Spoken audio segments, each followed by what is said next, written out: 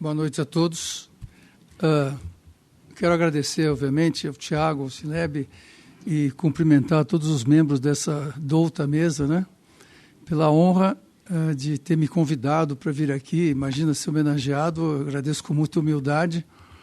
E não sei o que eu fui para merecer isso, mas, de fato, a gente tem se envolvido um pouquinho há alguns anos e é um trabalho de time, como representante da Associação Brasileira de Câncer Gástrico, Câncer de Estômago, a BCG.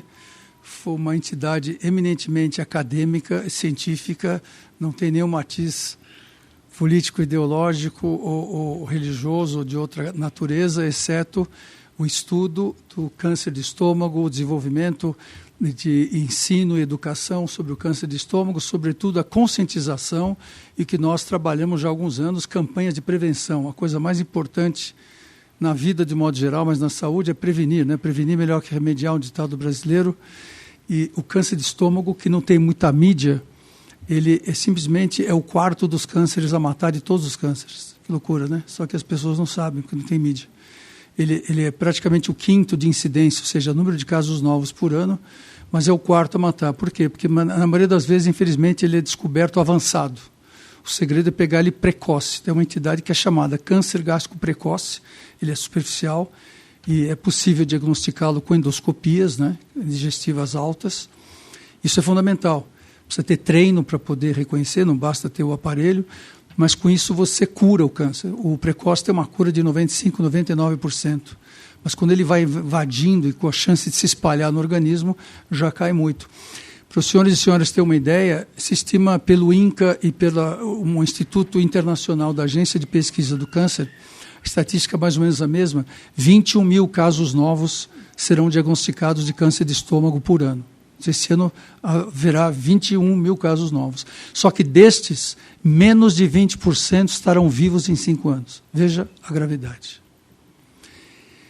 Nós podemos citar o prefeito Bruno Covas, porque é público, né, de domínio público. Ele, infelizmente, teve um câncer de estômago, que também foi diagnosticado justamente, infelizmente, muito avançado, e por isso ele não teve uma sobrevivência muito grande. Foi um lutador, um exemplo para nós. Ele teve todos os tratamentos que aí viram muito difíceis e custosos também. Não só custoso, o custo mais nobre, que é o sofrimento da pessoa e sua família, mas o custo também da saúde, né? Quimioterapias, imunoterapias, que têm se provado úteis, mas que são muito caras.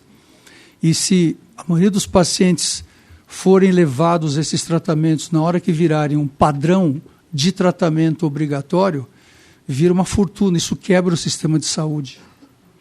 Então, o Brasil precisa mudar um pouco a sua concepção e investir em aquilo que eu fico feliz de ver vários da mesa aqui, vários do público, da plateia, que se empenham em como melhorar a nossa comunidade, né?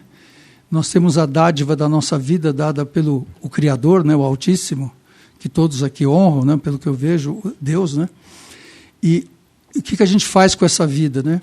E tem um diálogo que a gente usa em prevenção em medicina, que Deus ajuda quem cedo madruga, né? E eu aprendi com o meu amigo César Romão, que é um grande palestrante, né? Que precisa... Claro, a gente já sabia disso, mas ele divulga muito isso, que cedo madruga não é só acordar cedo para trabalhar. Quer dizer, Deus ajuda, mas nós temos que fazer a nossa parte. Não adianta esperar tudo dele, não é como se viesse um milagre divino.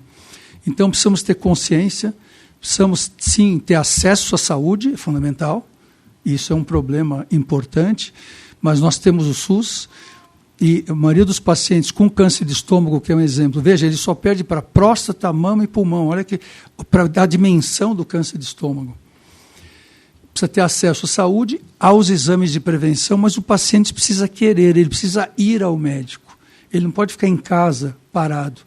E nós notamos que muitos não vão ao médico, não procuram, mesmo quando tem recurso, quando tem acesso aos sistemas de saúde, ou tem medo do exame.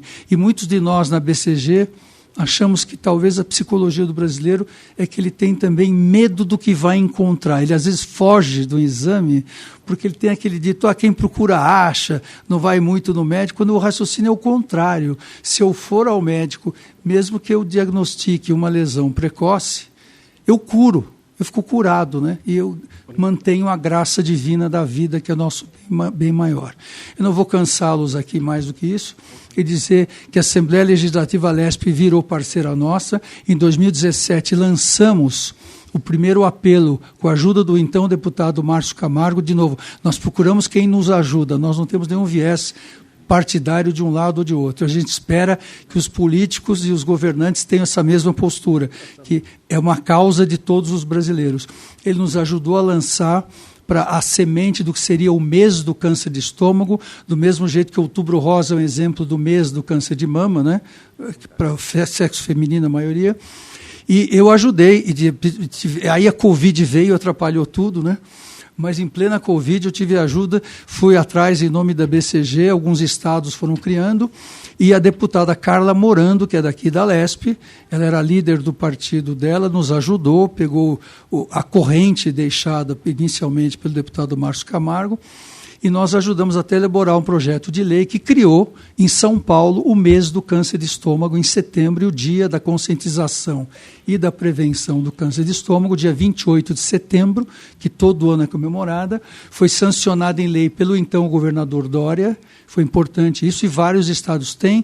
Criamos uma associação latino-americana, e então este ano, em setembro, temos uma jornada que fazemos todo mês de setembro, será no Rio de Janeiro, para atualizar todo mundo sobre o câncer de estômago, como prevenir, como curar.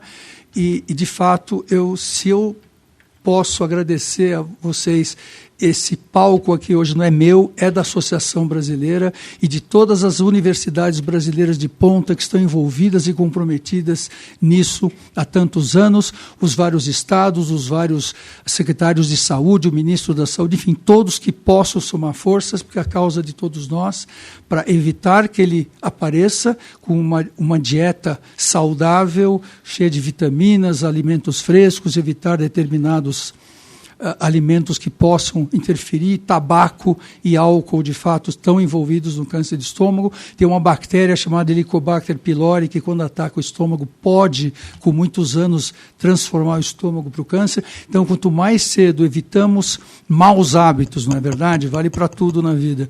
E bons hábitos tentamos evitar, mas mesmo quando ele surge, a prevenção secundária é pegar cedo. O segredo é pegar cedo. Pegando cedo, a gente evita e consegue, e a gente quer reverter esse quadro. A gente quer tornar que 80% dos brasileiros diagnosticados sejam o precoce, curável, e não o avançado. Como o Japão fez, o Japão, nossa grande escola, é a grande escola mundial do estudo, compreensão, tratamento e prevenção do câncer de estômago. A Coreia do Sul aprendeu com o Japão e ambos têm uma alta incidência de diagnóstico precoce. Com isso, eles inverteram a curva da mortalidade.